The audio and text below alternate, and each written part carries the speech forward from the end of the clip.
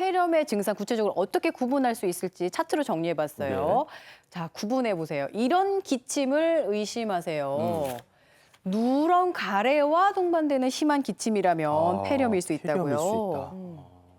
기침 소리 하나만 갖고 여러 가지 질환을 감별한다는 것은 굉장히 어렵습니다. 같이 동반되는 다른 증상을 같이 해서 고려를 해야 되는데요.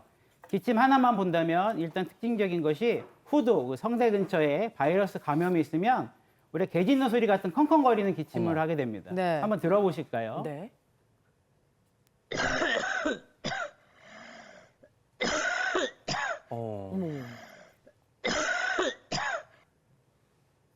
주로 이제 후두염에서 잘 발생되는 거고요.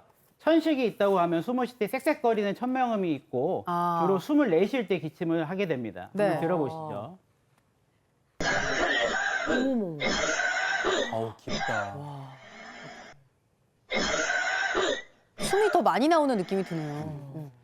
만성 폐쇄성 폐질환도 천식과 마찬가지로 숨 쉴 때 쌕쌕거리는 천명음이 들리고요. 네. 하지만 호흡곤란이 더 심하고 가래가 동반될 수 있습니다. 폐렴의 경우는 가래가 많고 누런 가래가 있고 열이 있으면서 기침할 때 가래 소리가 좀 많이 동반되는 것이 특징인데요. 가래 한번 소리. 들어보시죠. 어머. 아, 요런 이제 차이가 있네요. 그러니까요. 교수님. 기침 소리를 일단 잘 좀 귀 기울여 살펴봐야겠고 또 다른 소리가 하나 또 있어요. 이런 소리를 의심하라. 숨소리. 숨소리. 뽀그락 뽀그락 수포음. 에? 이런 게 귀에 들리는 건 숨 아니겠죠? 쉴 때 들려요? 네. 들려 이게? 김 네, 교수님. 이런 이제 폐음은 우리가 병원을 내원하시면 청진기를 통해서 우리가 측정을 할 수가 있습니다. 일반적으로 감기 같은 그 질환들은 이상 소견이 없는 정상 폐음을 나타내지만 천식이나 만성 폐쇄성 폐질환 같은 만성 호흡기 질환 환자들에게서는 이제 특징적인 폐음을 들을 수 있고요. 또 네. 폐렴에서도 특징적인 폐렴의 어떤 소음을 들을 수가 있습니다. 우리가 이제 천식은 일반적으로 쌕쌕거리는 이제 천명음이라고 그러고요. 폐렴은 뽀그락뽀그락 거리는 소리를 들으실 수 있습니다. 뽀그락뽀그락. 한번 그 폐렴을 한번 들어보실까요? 네. 오그락거리는 소리. 어머. 예, 이런 수포음은 저희가 이제 그 물방울이 터지는 소리라고도 표현도 하고 눈을 밟는 소리 눈을 같기도 밟는 하고요. 소리라고도 표현합니다. 네. 아, 그렇군요. 그런 소리가 나는 거예요. 이게 요게 청진기에 그러니까 나오는 이렇게 소리인 저희가 거죠? 네네, 귀로 청진기를 들을 수 통해서 있다기보다 들을 수 청진기를 있습니다. 대보셨을 때 들리는 소리인 거죠. 청진기를 통해서 아마 들으셔야 이거는 들리는 소리라고 아, 하셨습니다. 그렇군요. 예. 이렇게 구분되는 기침 소리, 숨 소리 알아봤고요. 그 다음 또 구분할 수 있는 증상 살펴볼게요. 그 다음은 가래예요. 이런 가래를 의심하라. 어떤 가래냐? 누렇고 퍼렇고 뻘건 가래. 퍼런 가래도 있어. 뭐 막 색이 있는 가래가 나오나요? 네, 가래 색깔이 누렇고 뭐 노랗게 나올 때는 네. 저희가 보통 세균성 폐렴이나 폐농양이나 기관지 확장증이나 세균성 축농증 같은 것들을 의심을 해볼 수 있습니다. 물론 이제 우리가 또 만성 호흡기 질환을 가지신 분들은 가래가 오랫동안 고이기 때문에 가래 색깔이 누렇게 변할 수가 있고요. 녹색을 띠는 가래가 있는데 이런 가래들은 기관지 확장증이나 녹농균에 의한 폐렴을 의심을 해볼 수 있습니다. 그다음 가래에 빨간 피가 섞여서 나오는 가래가 있는데 네. 급성 기관지염이나 기관지 확장증, 폐렴, 결핵, 폐암에서 우리가 나타날 수 있습니다. 이렇게 가래에서 빨간 피가 나올 때는 좀 더 우리가 심각하게 생각을 하고 그렇죠. 여러 가지 이제 검사를 처음부터 진행하는 경우가 많습니다. 네. 끈적인 신가래 같은 경우는 네. 만성 기관지염이나 기관지 천식에 의한 염증이라든지 또 흡연자들한테서도 나타날 수 있습니다. 우리가 흡연자나 만성 호흡기 질환을 가지신 분들은 평소에도 가래나 기침이 있는데요. 평상시에 비해서 그 가래 색이나 양이 많아진다든지 좋지 않다든지 네. 또 고열이나 호흡 곤란이 있을 때는 병원에 일찍 내원을 하셔서 검사를 밟아보시는 것이 좋습니다. 네. 그리고 마지막 증상은 통증인데 어떤 통증이냐? 가슴 통증이거든요. 크게 숨을 쉴 때 따끔하는 통증. 이게 어떤 거예요, 장 교수님? 예.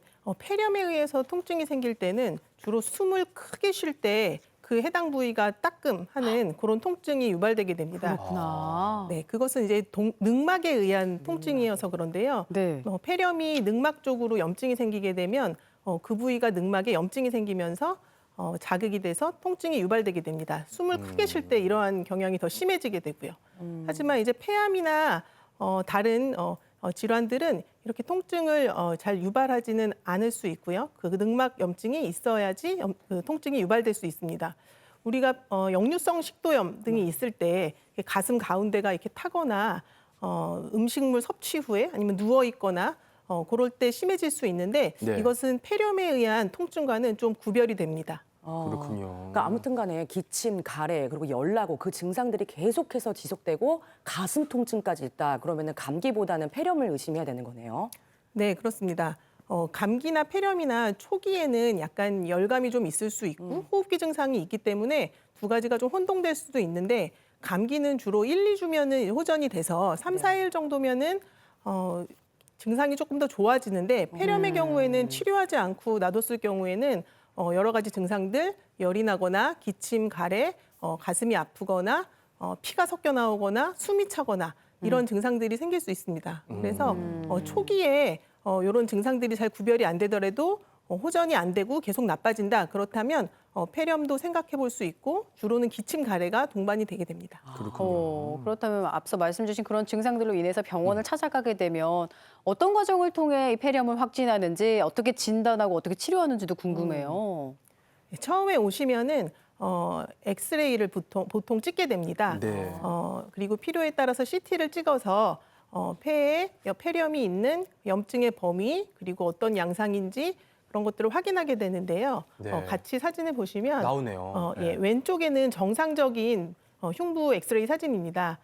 양쪽 폐가 약간 까맣게 보이는 것이 정상적인데요. 오른쪽에 보면 52세 여성 폐렴이 있는 경우에 우측에 약간 하얗게 하얗게, 보이는 예. 부분들 아래쪽에도 그렇고요. 그렇게 하얗게 폐추변이 보이고 오른쪽에 CT에서 보면은 오른쪽 아래쪽 폐 쪽에 그러한 양상으로 폐렴이 있는 소견입니다. 그렇구나. 예, 이렇게 이제 폐렴이 있게 되면 저희가 이제 염증 수치도 확인도 하고 가래 검사도 필요하면 혈액 배양 검사도 하게 되는데요. 예. 그 결과에 따라 가지고 환자분한테 맞는 그런 치료를 시작하게 됩니다. 네.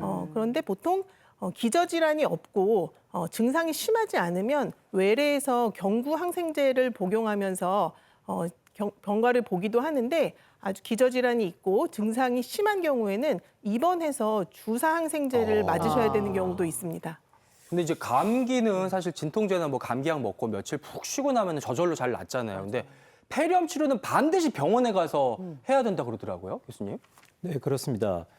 감기는 수일 내지 일주일 이내에 가벼운 증상으로 저절로 좋아지는 경우가 많습니다. 그렇지만 고열이 지속이 된다든지 증상이 심각할 호흡기 증상이 있을 때는 병원에 꼭 내원을 하시는 것이 좋겠습니다. 병원을 네. 내원을 하시게 되면 흉부 액성 검사, 폐 청진 같은 걸 통해서 신체 검진을 하게 되고 항생제 치료를 받게 됩니다. 이러한 것들이 우리가 이제 폐렴의 어떤 중증화나 입원율이나 사망률을 감소시킬 수가 있겠습니다. 최근에는 각 병원마다 환자가 병원에 내원을 하시게 되면 그런 호흡수나 환자의 어떤 혈압을 측정을 하는 생체 징후를 우리가 측정을 하고 네. 우리 몸에 이제 산소를 대변하는 산소 포화도를 측정을 하게 되고 우리 몸 내 혈액의 어떤 균을 배양을 하고 난 이후에 보통 내원하시고 난 뒤에 8시간 이내에 항생제를 투여하는 그런 조치를 시행을 하고 있습니다.